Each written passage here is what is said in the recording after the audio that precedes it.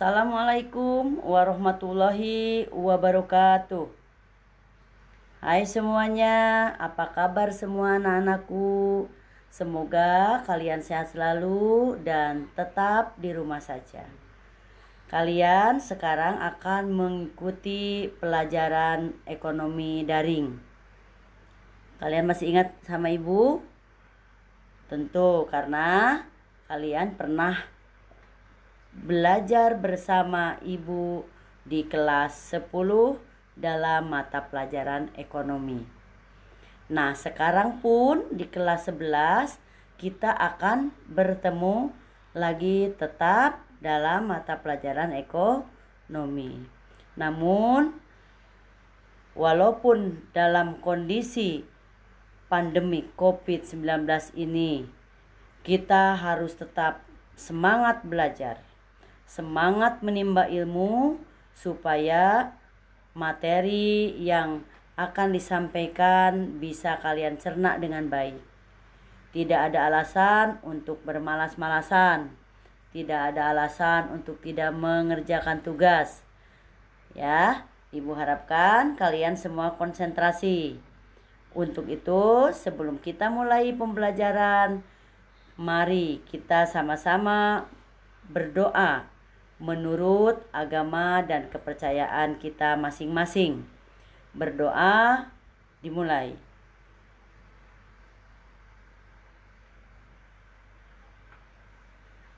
Berdoa selesai. Anak-anakku yang ibu sayangi, sebelum ibu membahas materi kelas 11, ibu ingin mengingatkan kembali apa manfaat yang kita dapat apabila kita mempelajari ilmu ekonomi. Kalian masih ingat? Kalau sudah lupa, baik, akan ibu ingatkan kembali. Yang pertama, mengapa kita harus mempelajari ilmu ekonomi? Tentu manfaatnya yaitu: 1. Ilmu ekonomi membantu kita menentukan cara yang tepat dalam memanfaatkan sumber daya yang langka menjadi alat pemuas kebutuhan yang memberikan kepuasan secara maksimal. Yang kedua, ilmu ekonomi membantu kita menggunakan alat pemuas kebutuhan yang terbatas itu dalam kombinasi dan pilihan yang paling memuaskan. Yang ketiga, ilmu ekonomi membantu kita untuk memilih dan menetapkan urutan kebutuhan yang paling penting atau yang paling diprioritaskan sampai kepada yang kurang penting. Itu adalah manfaat kenapa kita harus mempelajari ilmu ekonomi. Yang selanjutnya, ada beberapa alasan mengapa manusia perlu mempelajari ilmu ekonomi. Alasannya kenapa ya? Yang pertama, jumlah kebutuhan manusia tidak terbatas. Sehingga karena kebutuhan manusia tidak terbatas, maka terjadilah scarcity atau kelangkaan. Yang kedua, mengapa manusia perlu mempelajari ilmu ekonomi? Tentunya karena kebutuhan manusia yang dapat diurutkan berdasarkan tingkat kepentingannya, skala prioritasnya, sehingga akan timbul suatu skala prioritas. Mana yang harus kita dahulukan dan mana yang tentunya harus kita tunda. Nah, sekarang yang ketiga, sumber daya yang dapat dimanfaatkan untuk memenuhi kebutuhan terbatas jumlahnya. Maka kita harus pinter-pinter menyikapi semua itu. Yang keempat, sumber daya yang langka tersebut dapat dipergunakan dalam berbagai alternatif. Jadi, ketika kita belajar ekonomi, bukan saja kita menerima materi dan melakukan ulangan dengan baik, mendapatkan hasil yang baik, tetapi harus diaplikasikan ke dalam bentuk kehidupan sehari-hari, dilaksanakan sehingga kehidupan kita bisa lebih teratur. Itu adalah awal daripada pembelajaran daring pada kali ini. Sudah ingat sekarang? Kalau begitu, mari kita mulai kepada materi selanjutnya di kelas 11, yaitu bab pendapatan nasional. Tujuan pembelajaran ini diharapkan kalian bisa memahami pengertian pendapatan nasional yang diungkapkan oleh para ahli. Yang kedua, kalian dapat memahami arus lingkaran output, pengeluaran, dan pendapatan. Selanjutnya, kalian juga harus bisa memahami 3 pendekatan dalam perhitungan pendapatan nasional. Yang selanjutnya, memahami konsep-konsep pendapatan nasional. Kalian juga harus melakukan perhitungan secara cermat masalah pendapatan nasional dan konsep-konsepnya tadi. Di samping itu, kalian juga diharapkan bisa menjelaskan pengertian pendapatan per kapita dan bagaimana cara menghitungnya. Menjelaskan manfaat perhitungan pendapatan per kapita, dan kalian bisa membandingkan PDB dan pendapatan per kapita Indonesia dengan negara-negara lain. Itu tujuan pembelajaran yang harus kalian pahami pada bab ini. Nah, di sini ada peta konsep. Peta konsepnya di mana pendapatan nasional itu dapat dipahami melalui 1. Pendekatan produksi. Yang kedua, melalui pendekatan pendapatan. Yang ketiga, melalui pendekatan pengeluaran. Nanti itu semua kita bahas secara tuntas. Karena nanti juga kita akan mempelajari bagaimana kita melakukan perhitungan pendapatan per kapita. Ya. Jadi, bagaimana cara menghitung pemerataan distribusi dengan koefisien gini dengan kriteria Bank Dunia. Nah, jadi semua kita nanti kupas tuntas di dalam bab pendapatan nasional ini. Semoga kalian tetap konsentrasi. Jangan berpikiran yang macam-macam. Kita fokus kepada materi yang akan Ibu sampaikan. Begitu ya. Nah, sekarang menginjak kepada yang pertama tadi.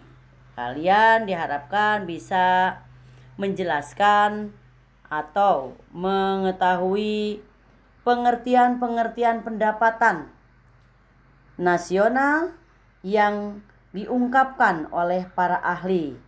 Di antaranya adalah pengertian pendapatan menurut Alfred Marshall. Ya. Menurut Alfred Marshall, pendapatan nasional adalah tenaga kerja dan modal dari suatu negara yang mengolah sumber alamnya untuk memproduksi sejumlah neto komoditi, baik material dan imaterial, termasuk jasa dan sejenisnya. Itu menurut siapa? Menurut Alfred Marshall. Yang kedua, pengertian pendapatan nasional menurut Cecil V. Yu. Pendapatan nasional adalah bagian dari pendapatan objektif masyarakat, termasuk pendapatan yang berasal dari luar negeri yang dapat diukur dalam uang. Itu menurut Arthur Cecil. Yang ketiga, menurut Irving Fisher, pendapatan nasional yang hakiki adalah neto yang langsung dikonsumsi tahun itu juga. Ya, itu pengertian pendapatan menurut para ahli. Bisa kalian simak? Oke, kalau nanti kalian sudah menyimak pengertiannya, kurang paham, nanti kamu bisa memutar ulang kembali, ya. Nah, sekarang kita lanjutkan ya ke materi selanjutnya. Ada pengertian pendapatan nasional menurut para ahli dan juga ada pengertian pendapatan nasional secara umum, di mana pendapatan nasional secara umum adalah jumlah nilai barang dan jasa akhir yang dihasilkan oleh suatu perekonomian dalam suatu periode tertentu yang dihitung berdasarkan nilai pasar. Apa itu nilai pasar? Nanti kita bahas di bab selanjutnya. Kita bahas secara teori dulu, ya. Kemudian sekarang arus lingkaran output, pengeluaran dan pendapatan. Di sini ada rumah tangga. Kemudian rumah tangga ada pendapatan, ya. Kalian bisa simak, lihat arah panahnya dari perusahaan, kemudian ke rumah tangga, dari pendapatan ada pengeluaran, ada output, ada input. Ini merupakan keterangan gambar arus input output sektor atau dua sektor. Bagaimana keterangannya? Di sini ada. Satu, perusahaan memproduksi barang dan jasa disebut output nasional atau produk nasional. Yang kedua, pengeluaran rumah tangga. Untuk membeli output tersebut dinamakan pengeluaran. Yang ketiga, pendapatan yang diterima rumah tangga atas jasa faktor produksi dinamakan pendapatan nasional. Ibu ulangi sekali lagi, pendapatan yang diterima rumah tangga atas jasa faktor produksi dinamakan pendapatan nasional. Paham sampai di sini? Kalau tidak paham, oke, nanti kita buka pertanyaan.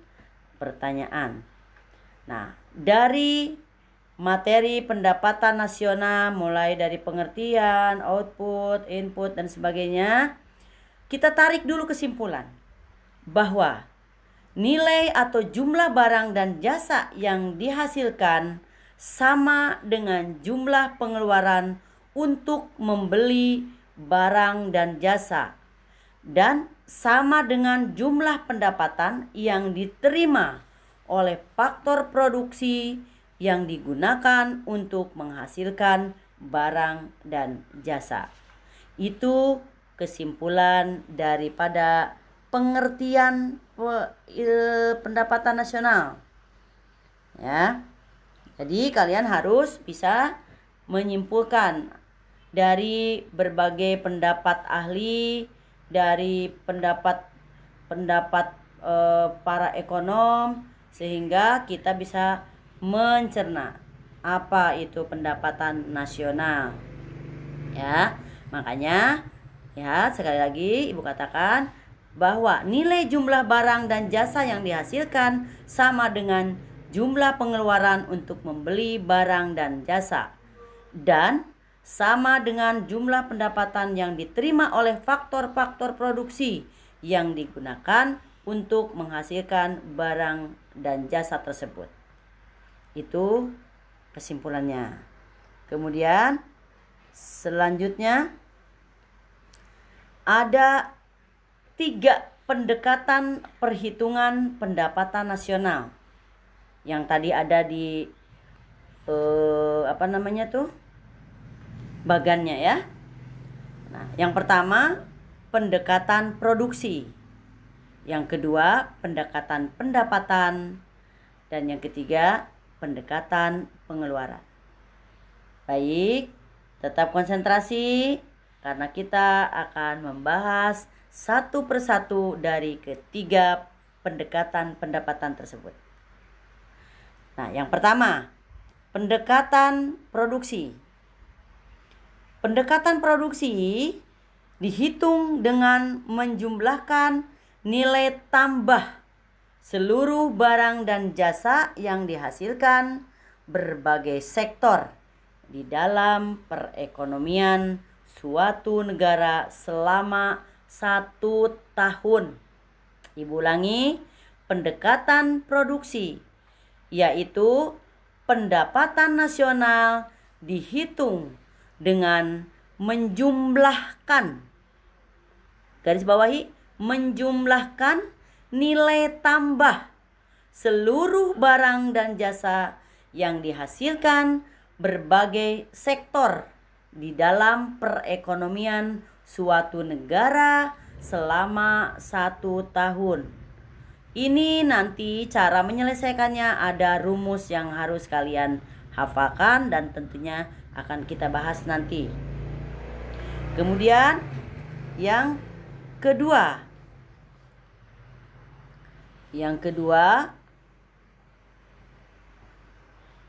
nanti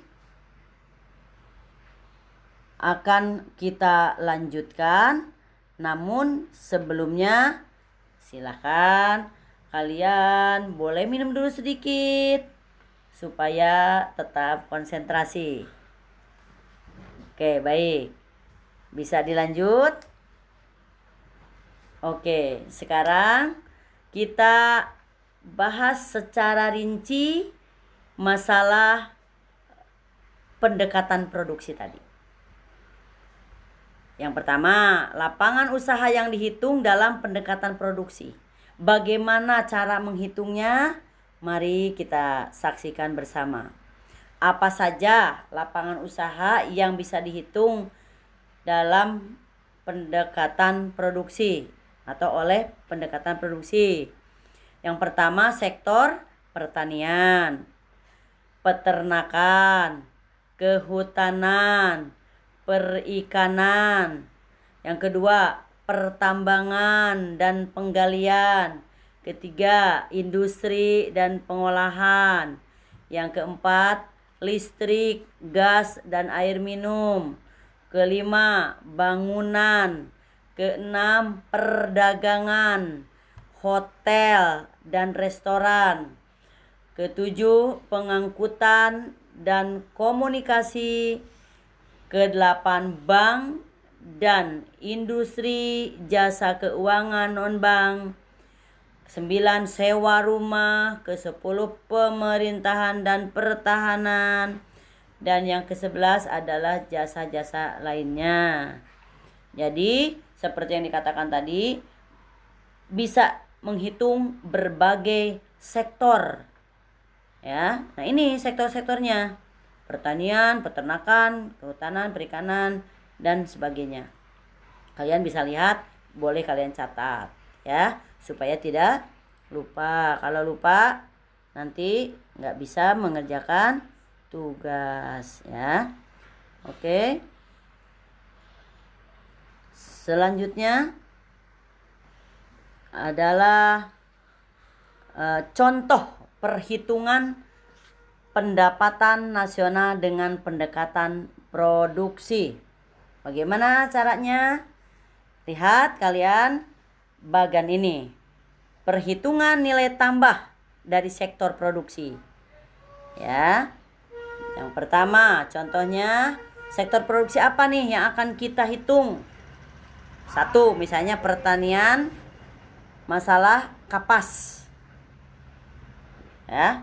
Nilai outputnya 1000. Nilai inputnya 400. Jadi nilai tambahnya adalah nilai output dikurangi nilai input. Paham? Nilai output dikurangi nilai input, itulah yang dimaksud dengan nilai tambah. Paham? Kita cek lagi. Misalnya kita mau menghitung pabrik benang. Pabrik benang mempunyai nilai outputnya 1200. Ya. 1200, sedangkan nilai inputnya 800. Tinggal dikurangi saja nilai output dikurangi nilai input. Ingat, dikurangi. Jadi nilai output dikurangi nilai input. Ini kata kunci. Supaya kamu nanti dalam perhitungannya bisa membedakan antara perhitungan pendekatan-pendekatan yang 3 tadi. Kita lihat contoh lagi. Misalnya yang kamu hitung sektor produksi apa? Pabrik tekstil. Pabrik tekstil. Nilai outputnya berapa? 1100. Nilai inputnya 600. 1100 dikurangi 600 berapa? 500. Gampang kan? Oke. Contoh industri garmen.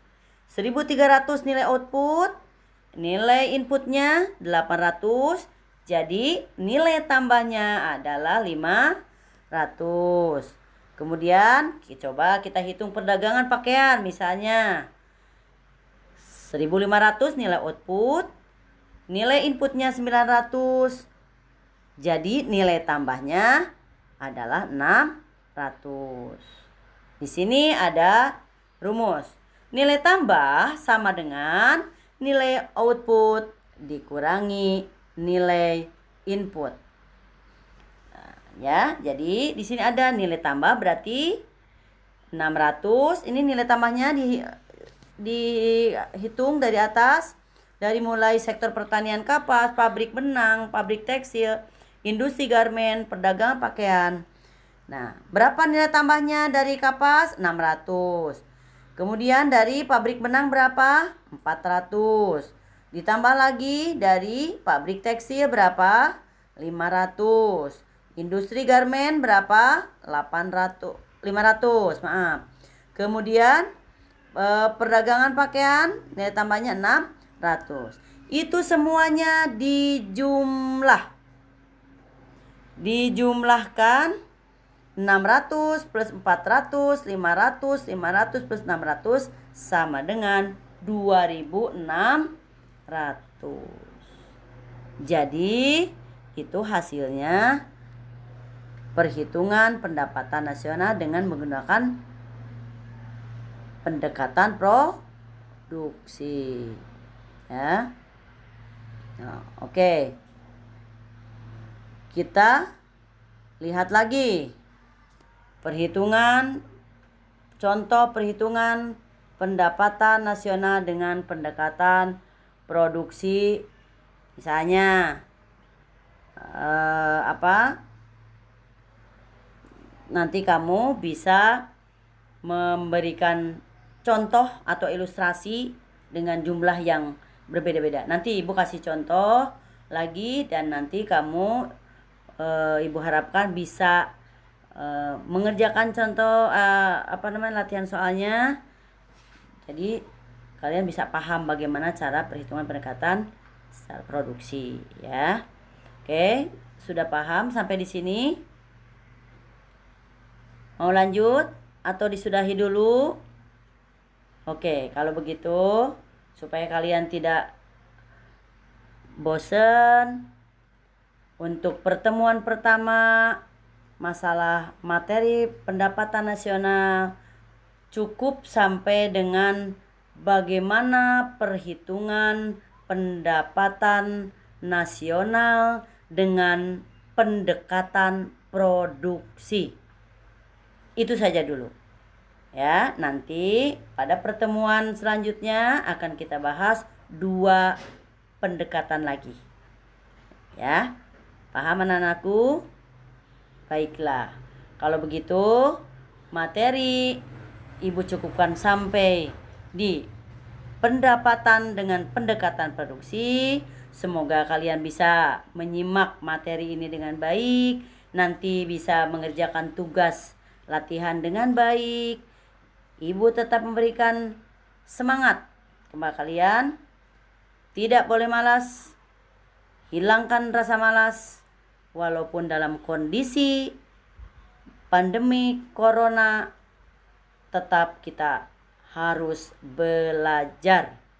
Karena belajar itu merupakan kewajiban kita semua. Dimanapun, tidak ada alasan untuk bermalas-malasan. Baik anak-anakku, sekian. Kalau memang kurang-kurang paham, nanti kalian bisa WA Japri ke Ibu. Nanti insya Allah Ibu bisa menjelaskan lebih detail lagi. Begitu ya. Kalian tetap sehat dan tetap menjalani hidup dengan penuh aturan. Ya, supaya apa? Supaya kita terhindar dari segala virus yang sedang merajalela di negara kita ini. Baiklah anak-anakku, selamat untuk menyimak, mempelajari kembali materi yang sudah Ibu sampaikan. Ibu akhiri, wassalamualaikum warahmatullahi wabarakatuh.